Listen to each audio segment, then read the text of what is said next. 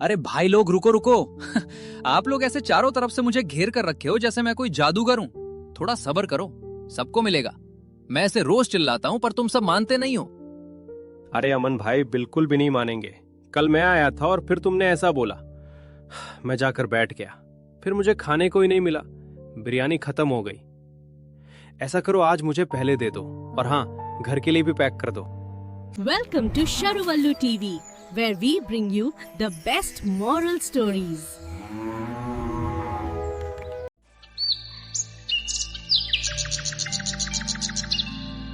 जगतपुर गांव में एक बिरयानी वाला था। उसकी भाग्यश्री मटन बिरयानी पूरे इलाके में मशहूर थी। भाग्यश्री बिरयानी का नाम सुनते ही सबके मुंह में पानी आ जाता है। अरे अमन भैया, एक प्लेट अपनी भाग्यश्री मटन बिरयानी खिला दो यार। सुबह सुबह उठने के बाद दूसरे गांव के लोग चाय पीते हैं, पर इस जगतपुर के लोग भाग्यश्री मटन बिरयानी खाते हैं। और इस गांव को लोग भाग्यश्री बिरयानी वाला गांव कहकर बुलाते हैं। बिरयानी वाला अमन विनम्रता से कहता है, अरे भैया, आप सबके प्यार की वजह से जो कुछ भी हुआ, इसमें हमारी कोई अहमियत नहीं है। आप गांव वालों ने मिलकर इतना प्यार दिया कि आज मैं कुछ कह नहीं सकता। अरे बाबा, बातें करोगे कि बिरयानी भी खिलाओगे? जल्दी जल्दी खिला दो, नहीं तो भीड़ टूट पड़ेगी और फिर मुझे इंतजार करना पड़ेगा, जो कि मैं कर नहीं पाऊंगा। इसलिए मेरे भाई, मेरे लिए अपनी भाग्यश्री मटन बिरयानी का प्लेट लगा दो। अच्छा भैया, बैठो, मैं लगाता हूँ। इतना बोलकर अमन तुरंत अपने पहले ग्राहक के लिए भाग्यश्री मटन बिरयानी का प्लेट लगा देता है। ग्राहक प्लेट को चटकारे मारते हुए खाता है। उसे ऐसा लगता है कि दाने दाने में एक ऐसा स्वाद छुपा है जिसकी कोई कल्पना नहीं कर सकता। क्या स्वाद है भाई, क्या स्वाद है। अगर मेरा पेट न भरा होता तो अभी एक प्लेट और खा लेता, पर कर भी क्या सकते हैं। जीभ को स्वाद चाहिए और पेट को जगह। चलो ठीक है अमन भाई, अब कल मुलाकात करेंगे। इतना बोलकर पहला ग्राहक चला जाता है।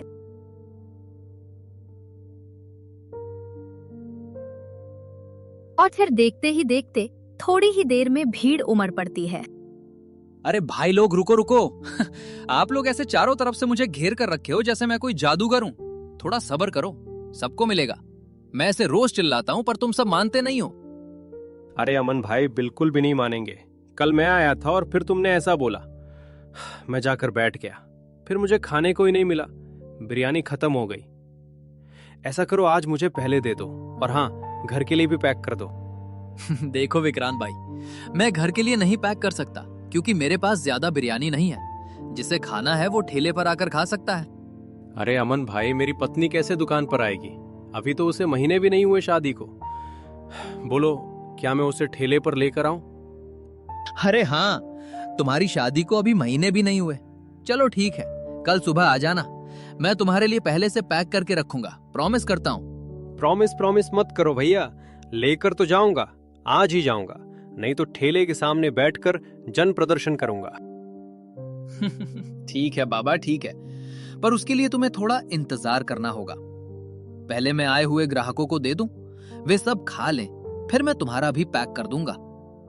इतना बोलकर अमन सभी ग्राहकों के लिए प्लेट लगा देता है और फिर विक्रांत की पत्नी अंजलि के लिए भी वह अपनी भाग्यश्री मटन बिरयानी पैक कर देता है।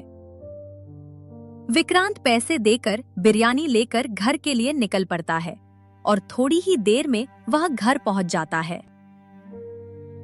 पत्नी अंजलि बिरयानी खाती है और विक्रांत से कहती है, अरे क्या स्वाद है। मैंने तो पहले सुना था, आज देख भी लिया, मतलब खा भी लिया। कसम से ऐसी बिरयानी मैंने पहले कभी नहीं खाई थी। मैं तो इस बिरयानी की दीवानी हो गई, दीवानी। ऐसा करो, कल मैं खुद ठेले पर जाऊंगी और ठेले पर खा कर आऊंगी, क्योंकि इतनी दूर लाने में बिरयानी ठंडी हो जाती है, खाने का मजा खराब हो जाता है। मुझे खानी है तो गर्मा गर्म बिरयानी खानी है, नहीं तो मैं गुस्सा हो जाऊंगी। अरे इसमें गुस्सा होने की क्या बात है? मैं तो खुद शर्म कर रहा था, पर अगर तुम्हारी मर्जी है तो चलो, और भी अच्छी बात हो गई।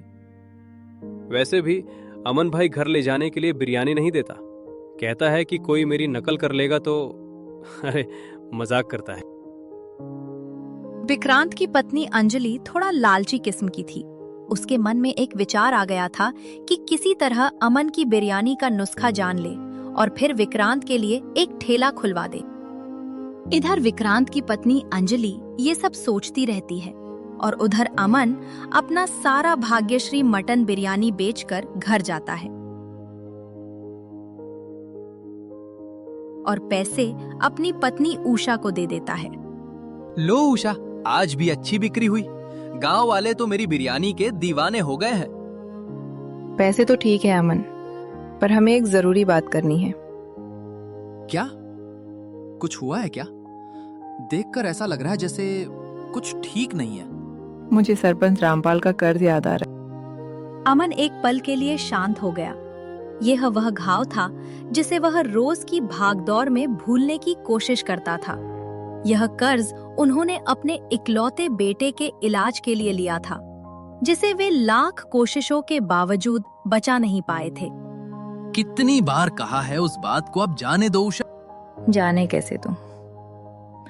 बेटे के इलाज के लिए सरपंच से जो कर्ज लिया था उसका ब्याज बढ़ता जा रहा है। मुझे रात को नींद नहीं आती। आज ही सरपंच के आदमी रास्ते में मिले थे। उन्होंने याद दिलाया है कि अब पैसा वापस करने का समय आ गया है। हमारा बेटा तो अब रहा नहीं, पर कम से कम हम उस कर्ज के बोझ से तो मुक्त हो जाएं जो हमने उसे बचाने के लिए लिया था। ये पैसे, इनसे हमें पहले सरपंच का कर्ज चुका देना चाहिए। तुम सही कह रही हो उषा, कर्ज तो चुकाना ही होगा। मेरी बिरयानी की कमाई से ही हम धीरे धीरे करके चुका पाएंगे। तुम चिंता मत करो, अब बिरयानी का काम जम गया है। जल्द ही मैं ये कर्ज उतार दूंगा। जल्द नहीं अमन, हमें जल्दी करना होगा। सरपंच के लोग अच्छे नहीं हैं। वो कभी भी जमीन जायदाद की मांग कर सकते हैं। ये पैसा, इसी में से ज्यादातर हिस्सा हमें कल ही सरपंच के पास पहुंचाना चाहिए, चाहे कल हमें थोड़ा कम पैसों से ही घर चलाना पड़े। ठीक है, जैसा तुम कहो। कल सुबह सबसे पहले हम सरपंच के पास जाकर कर्ज का एक बड़ा हिस्सा चुका देंगे, चाहे कुछ भी हो जाए। ये बिरयानी का ठेला मेरी आखिरी उम्मीद है। मैं तुम्हें और इस परिवार को सरपंच के हाथों में नहीं जाने दूंगा। दोनों पति पत्नी रात के अंधेरे में आने वाली बड़ी चुनौती का सामना करने की योजना बनाकर सो गए।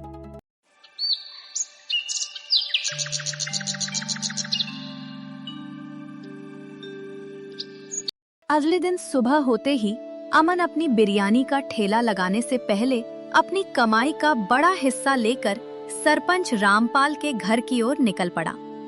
उसके दिल में एक डर था, पर उससे ज्यादा हिम्मत थी कि वह अपनी पत्नी और बेटे के नाम पर लिए गए कर्ज को चुका सके।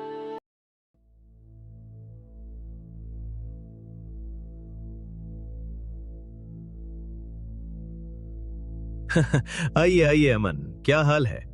सुना है तुम्हारी भाग्यश्री बिरयानी ने तो पूरे जगतपुर में धूम मचा रखी है।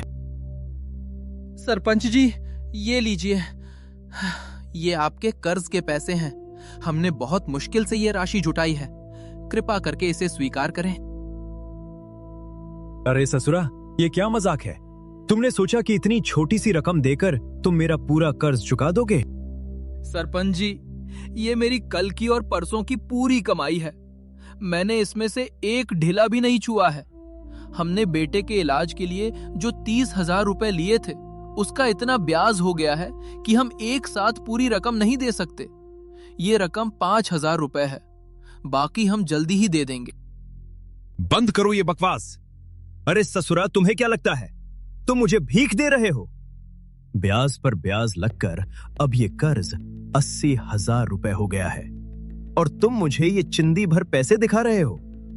साफ साफ सुन ले अमन, अगर तुमने अगले 4 दिन के भीतर पूरा 80,000 रुपए नहीं चुकाया तो भूल जाना कि तुम्हारी कोई जमीन जायदाद है। ये ठेला और तुम्हारी वो छोटी सी खेती की जमीन दोनों मेरी हो जाएंगी और फिर तुम्हारी बीवी और तुम्हारा घर का सामान सब जब्त हो जाएगा। बात समझ में आई रे ससुरा? सरपंच जी, माफ कर दीजिए। 4 दिन में मैं इतना पैसा नहीं जुटा सकता। आप मेरी जान ले लीजिए, पर यह जमीन मत लीजिए।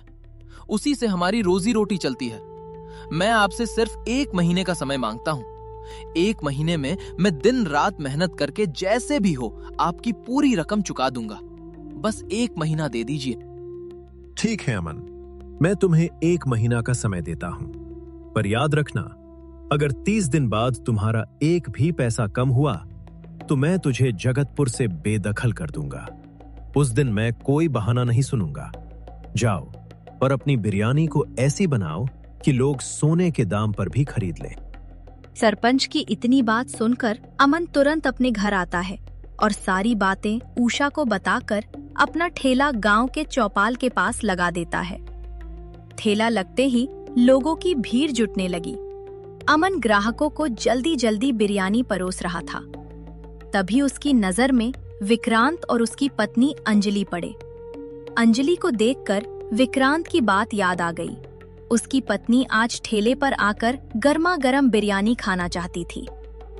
विक्रांत ने तुरंत अमन को देखा और चिल्लाया, अमन भैया, जल्दी से मेरी रानी के लिए एक प्लेट लगाओ। कल से ही बेचारी इंतजार कर रही है। अरे विक्रांत भाई, तुम्हारी रानी को ठेले पर देखकर तो मेरी आंखों को भी सुकून मिल गया। अब कोई मुझसे घर पैक करने की जिद नहीं करेगा। बैठो बैठो, लगाता हूँ तुम्हारी रानी के लिए स्पेशल गर्मा गर्म प्लेट। अमन ने तुरंत अंजलि के लिए बिरयानी की एक बेहतरीन प्लेट लगाई। अंजलि ने बड़े चाव से पहला निवाला लिया। उसकी आंखें बंद हो गईं और उसके चेहरे पर तृप्ति का भाव आ गया। क्या स्वाद है अमन भैया। कल ठंडी होकर भी इतनी अच्छी थी, पर गरम का तो जवाब ही नहीं। कसम से आप कमाल के कारीगर हो। देखा अमन की बिरयानी का जादू, मैंने कहा था ना। अमन भैया, मुझे एक बात बताओ, हम औरतें भी तो खाना बनाती हैं, पर आपके हाथ में ऐसा क्या जादू है? ये स्वाद कहाँ से आता है? आप इसमें ऐसा क्या डालते हो जो ये भाग्यश्री बिरयानी इतनी मशहूर हो गई? आपकी इस बिरयानी का राज क्या है? अमन, जो पहले से ही सरपंच के डर और पैसों की चिंता में डूबा हुआ था, अचानक अंजलि के सवाल पर थिटक गया। उसे लगा कि उसकी तारीफ हो रही है। वह एक पल के लिए सोच में पड़ गया कि वह क्या जवाब दे। राज क्या बताऊं? यही मेरी कमाई का इकलौता जरिया है। पर तुरंत ही उसके दिमाग में सरपंच की धमकी गूंज उठी। उसे लगा कि अगर वह लोगों को बताएगा कि वह बिरयानी क्यों बनाता है, तो शायद लोग उसे और ज्यादा सपोर्ट करेंगे। अमन ने एक गहरी सांस ली और धीरे से बिरयानी के राज को खोलना शुरू किया। राज क्या बताऊं भाभी जी, मेरी भाग्यश्री मटन बिरयानी का राज कोई खास मसाला नहीं है। इसका राज ये है कि ये सिर्फ चावल और गोश्त नहीं है। इस बिरयानी को बनाते समय मैं इसे सिर्फ स्वाद नहीं देता, मैं इसमें 2 चीजें मिलाता हूँ, अपने बेटे के ना होने का गम और सरपंच के कर्ज को चुकाने की मजबूरी। ये बिरयानी मेरे लिए एक जरिया है, 1 महीने के अंदर सरपंच का कर्ज चुकाने का। मैं इसे हर रोज इस उम्मीद से बनाता हूँ कि लोग इतना खाएं कि मैं अपने परिवार और अपनी जमीन को सरपंच के हाथों से बचा सकूं। अमन ने अपनी कहानी बता दी। अंजलि और विक्रांत दोनों एक पल के लिए स्तब्ध रह गए। अंजलि का लालची चेहरा पल भर के लिए चिंता में बदल गया, लेकिन फिर वह तुरंत अपने मुख्य लक्ष्य पर लौट आई। नुस्खा तो उसने नहीं जाना, पर अमन के मन की कमजोरी जरूर जान ली। अमन के ठेले से वापस लौटते समय विक्रांत और अंजलि दोनों चुप थे। विक्रांत अमन की मजबूरी और उसके दुख से प्रभावित था, लेकिन अंजलि के दिमाग में केवल बिरयानी का व्यापार और अमन के रहस्य की बात घूम रही थी। घर पहुंचते ही अंजलि तुरंत विक्रांत पर बरस पड़ी। सुना तुमने अमन भैया ने क्या कहा? बेटा खोने का गम और सरपंच का कर्ज, ये तो हमारे लिए सोने का मौका है। क्या बकवास कर रही हो? वो बेचारा इतनी बड़ी मुसीबत में है और तुम्हें इसमें मौका दिख रहा है। उसकी कहानी सुनकर तो मेरा दिल बैठ गया। सरपंच उसे 1 महीने में बेदखल कर देगा। अरे सीधे साधे विक्रांत, तुम्हें व्यापार का ए भी नहीं मालूम। ये गम ही उसकी बिरयानी का असली राज है। सुनो, अब हम देर नहीं करेंगे। मैं कहती हूँ तुम भी तुरंत बाजार से एक ठेला बनवाओ। हम भी भाग्यश्री मटन बिरयानी बेचेंगे। क्या ठेला? तुम पागल हो गई हो क्या? अमन मेरा दोस्त है और मैंने अभी उसकी मजबूरी सुनी है। वो 1 महीने में अपनी जमीन बचाने की कोशिश कर रहा है और तुम कह रही हो कि मैं उसी की नकल करके उसी के सामने ठेला लगा दूं? मैं ऐसा बिल्कुल नहीं करूंगा। अंजलि का चेहरा गुस्से से तमतमा उठा। उसने तुरंत अपनी रणनीति बदली। वह जानती थी कि विक्रांत सीधा साधा है और उसकी बात आसानी से नहीं मानेगा, खासकर तब जब वह अमन के दुख से प्रभावित हो। वह जिद पर अड़ गई, लेकिन अब उसकी जिद में चालाकी थी। देखो विक्रांत, अमन की मजबूरी का फायदा उठाना नहीं है। हम तो उसकी मदद कर रहे हैं। अगर हम भी बिरयानी बेचेंगे तो गांव में बिरयानी का नाम और फैलेगा और अमन अकेला 80,000 कैसे कमाएगा? अगर हम भी कमाएंगे तो हम उसकी मदद कर सकते हैं। सोचो, 2 ठेले होंगे तो जल्दी कर्जा चुकाया जा सकेगा। मदद? तुम क्या कह रही हो? हाँ, अमन को नहीं बताना कि हम क्या कर रहे हैं, पर हम अपनी कमाई में से उसे चुपके से कुछ पैसा दे सकते हैं। उसकी जमीन बच जाएगी और जब तक उसका कर्जा चुका नहीं जाता, हम भी थोड़ा पैसा कमा लेंगे। ये मुनाफा और मदद दोनों है। और अगर हमने उसका नुस्खा जान लिया तो हम अमन को और भी बेहतर बिरयानी बनाना सिखा सकते हैं, ताकि वो जल्दी अमीर हो जाए। हाँ, अगर अंजलि की कमाई से अमन की मदद हो जाए तो इसमें बुराई क्या है? पर मुझे बिरयानी बनानी कहाँ आती है? बिरयानी बनाना मेरा काम है, तुम चिंता मत करो। तुम तो बस ठेला लगाओगे और ग्राहक संभालोगे। मेरी बिरयानी का स्वाद भी कम नहीं होगा। बस तुम ठेला लाने की तैयारी करो, हम कल से ही काम शुरू करेंगे। ठीक है अंजलि, अगर तुम सच में अमन की मदद करना चाहती हो तो ठीक है, मैं बाजार से ठेला बनवाता हूँ। पर अगर अमन को दुख हुआ तो मैं ये काम तुरंत बंद कर दूंगा।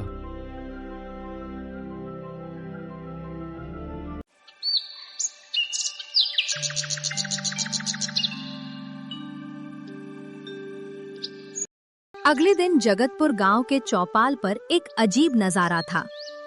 जहां कल तक सिर्फ अमन का भाग्यश्री मटन बिरयानी का ठेला लगता था, वहीं आज थोड़ी ही दूरी पर एक नया चमचमाता ठेला खड़ा था।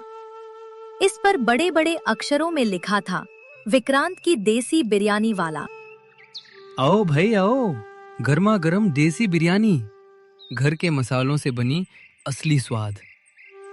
इधर विक्रांत ऐसे चिल्लाकर ग्राहकों को बुला रहा था और उधर अमन। अरे अमन भाई, आज क्या बात है? आपका मुंह क्यों उतरा हुआ है? क्या बिरयानी का स्टॉक कम है? नहीं भाई, स्टॉक तो आज दुगना है, पर भीड़ कम है। अब क्या करूं?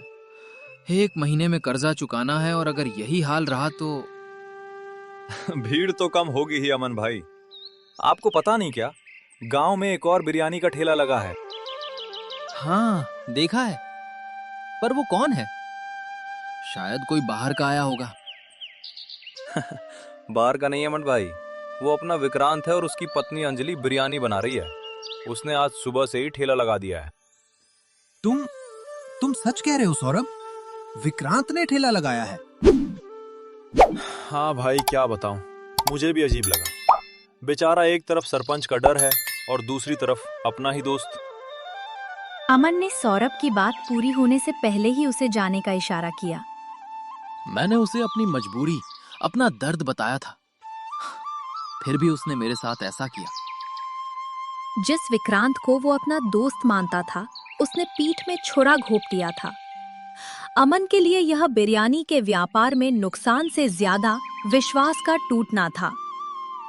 अब 1 महीने में कर्जा चुकाने की चुनौती कई गुना बड़ी हो गई थी।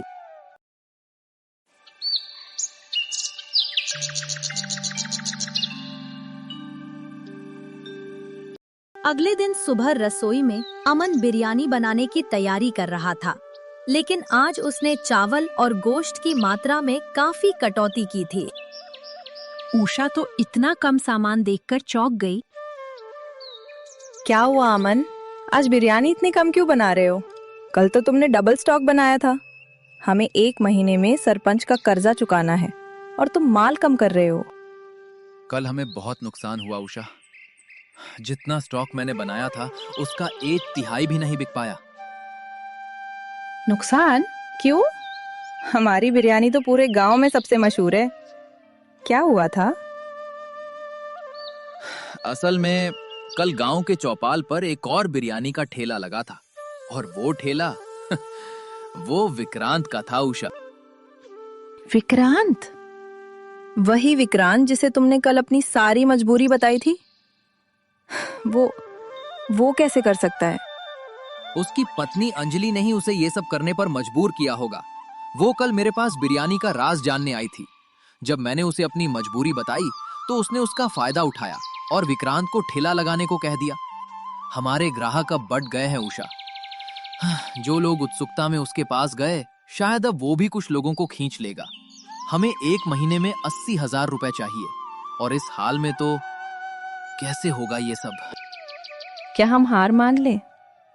क्या हम उस लालची अंजलि और सरपंच के डर से अपना ठेला बंद कर दें? नहीं उषा, हम हार नहीं मानेंगे। आज मैंने बिरयानी कम बनाई है। ये इसलिए नहीं कि मैं डर गया हूँ, ये इसलिए है ताकि कल फिर से नुकसान ना हो।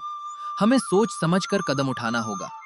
हमारे पास 80,000 रुपए कमाने के लिए सिर्फ 1 महीना है। विक्रांत और अंजलि की बिरयानी भले ही देसी हो, लेकिन मेरी बिरयानी में मेरा गम और ईमानदारी है।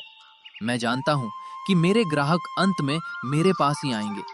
मैं किसी की बुराई नहीं करूंगा, ना ही किसी से लड़ूंगा। मैंने अपना दुख और अपनी मजबूरी दोनों भगवान के सामने रख दी है। मैं अब किसी इंसान पर नहीं, बल्कि अपनी मेहनत और भगवान पर भरोसा करता हूं। वो हमें इस मुसीबत से जरूर निकालेंगे।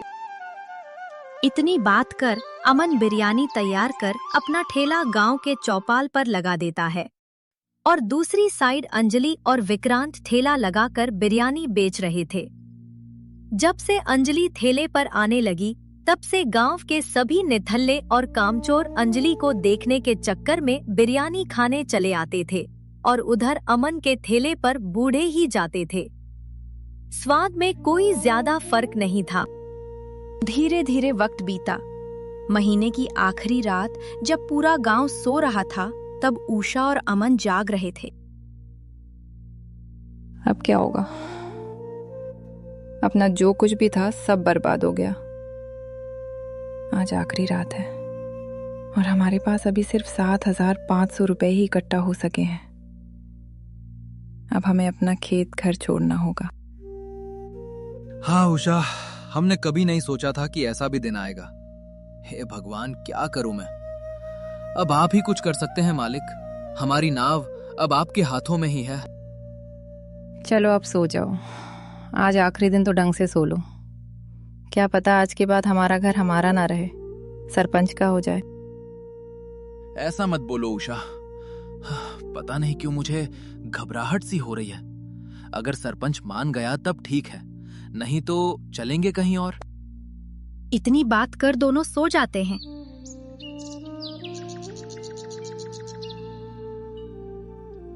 और फिर अगली सुबह चौपाल पर सिर्फ विक्रांत का ठेला लगता है।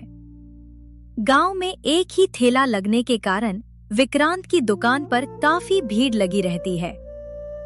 अमन के ग्राहक भी विक्रांत की दुकान पर खाने आए थे। यह देखकर विक्रांत तुरंत अमन के ग्राहक से पूछ पड़ता है, काका क्या हुआ? आज आप मेरे ठेले पर क्यों? अमन से भी लड़ाई हो गई है क्या, जो आज उसके ठेले पर नहीं गए? अरे कम से कम उसके भी ठेले पर जाया करो। हमें कोई दिक्कत नहीं है, बस घर अच्छे से चल जाए, इतना ही काफी है। अरे बेटा विक्रांत, तुम्हारी बात बिल्कुल ठीक है, लेकिन आज अमन ने ठेला नहीं खोला है। पता नहीं क्यों, अब वो बहुत ज्यादा परेशान रहता है। कल तो मैंने उसे बुलाया भी, पर उसने कहा ही नहीं। कोई दिक्कत होगी बेचारे की। अमन ने ठेला नहीं खोला, इसका क्या मतलब हो सकता है?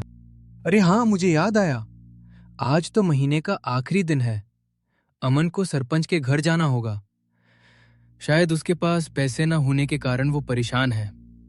ऐसा करता हूँ, अंजलि को बिना बताए सारे पैसे लेकर मैं सरपंच के घर जाता हूँ। इतना सोचकर वो तुरंत ठेले से निकल पड़ता है और फिर घर जाकर अपने सारे पैसे ले लेता है और सरपंच के घर की तरफ निकल पड़ता है।